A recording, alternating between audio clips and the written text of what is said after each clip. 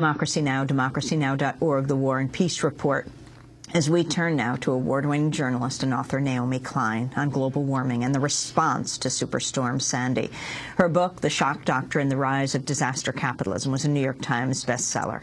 She's now working on a book about climate change. In her latest piece for The Nation magazine called Superstorm Sandy, A People's Shock, she writes, quote, "The prize for shameless disaster capitalism surely goes to right-wing economist Russell L. Sobel," writing in a New York Times online forum. Sobel suggested that in hard-hit areas, FEMA should create free trade zones in which all normal regulations, licensing, and taxes are suspended, unquote. This corporate free-for-all would apparently better provide the goods and services victims need, he wrote. Klein elaborated Tuesday night when she spoke at the 92Y Tribeca.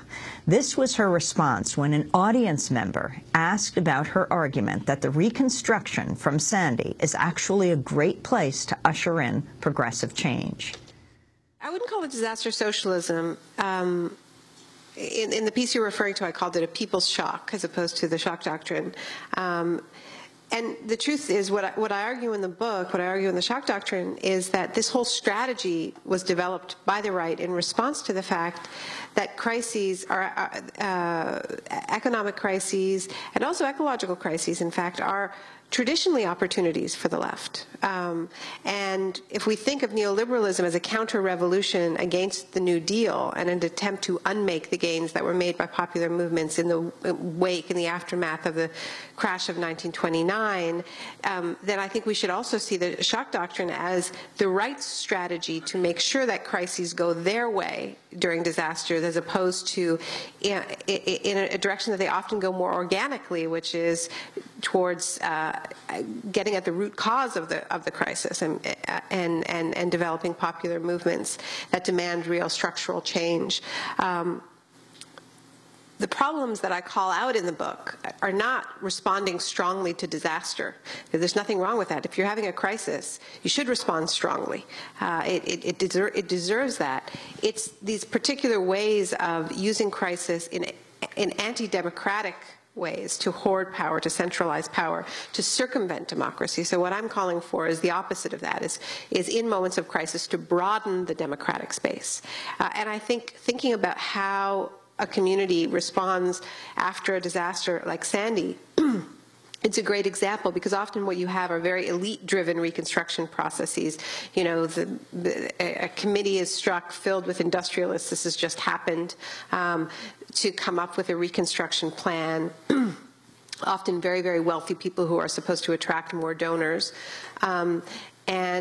And often the affected people are treated as so traumatized and so victimized that they, of course, could not participate in the reconstruction process themselves. And this is simply not true. In fact, the best way to recover from a trauma is to overcome your helplessness by participating, by helping. And that's what you see in the extraordinary Occupy Sandy response to this particular crisis, where it comes in a spirit not of the traditional relief organization that just comes into a community, says, we know what you want, and hands out whatever people decide that they want. And it's a very much of a client relationship.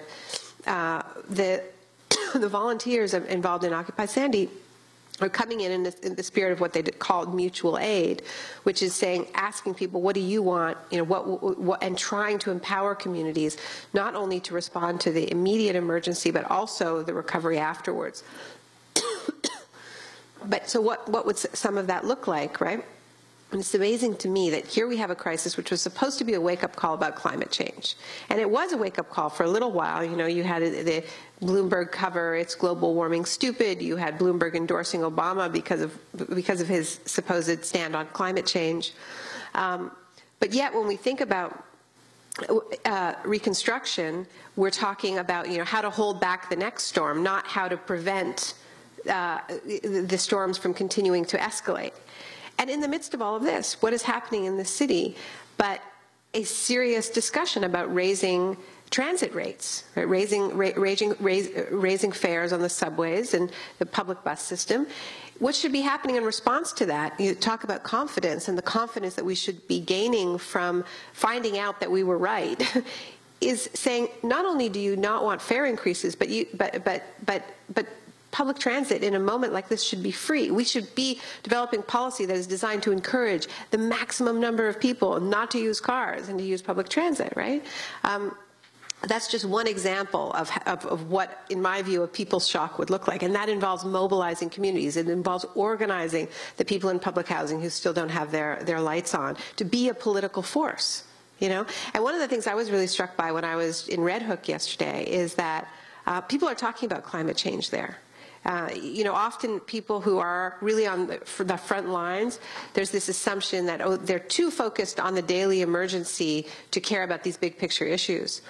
People were bringing up climate change unsolicited with me again and again and again and saying things like, we don't just want the lights on. Wouldn't it be kind of nice if we had solar power so that we didn't have, you know, storms, you know, threatening us next year and the year after and the year after? And the truth about climate change is that we're locked into a certain amount of climate change in the years to come, but we absolutely have a very small window to try to avoid catastrophic climate change. And we've gotten a taste of what we're looking for, and it's pretty looking forward to, and it's pretty scary. So that's more what I mean. It's really about mobilizing the people who were most affected to be a political constituency. And I think this ties into the question about, you know, other than trade unions, what are other possible organizing bases? We have to organize neighborhoods. We have to organize, you know, we have to organize people around housing issues, around debt issues, or, you know, organize transit users and these other constituencies, because the traditional workforce, the large-scale workforce that gave birth to the labor movement, you know, it is not as present in our economy as it used to be, which is not to say labor unions are irrelevant. They're not irrelevant, but they can't be the only body that organizes mass numbers of people, the only institution. Naomi Klein speaking earlier this week at the 92Y